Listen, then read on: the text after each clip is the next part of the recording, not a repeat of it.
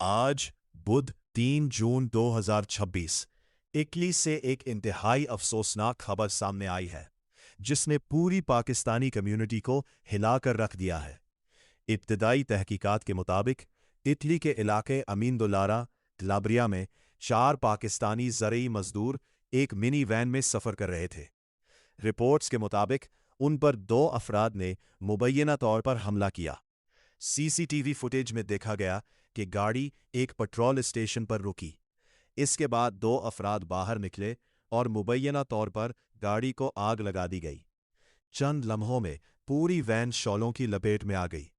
اس واقعے میں 4 پاکستانی مزدور جاں بحق ہو گئے۔ یہ تمام افراد مقامی کھیتوں میں مزدوری کرتے تھے۔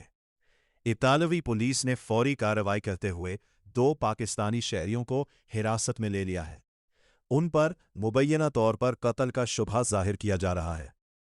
تفتیش کار اس امکان کا بھی جائزہ لے رہے ہیں کہ یہ واقعہ آپسی تنازع یا حساب چکانے کا نتیجہ ہو سکتا ہے۔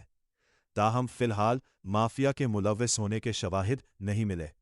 یہ خبر ابتدائی میڈیا رپورٹس اور پولیس کے بیان پر مبنی ہے۔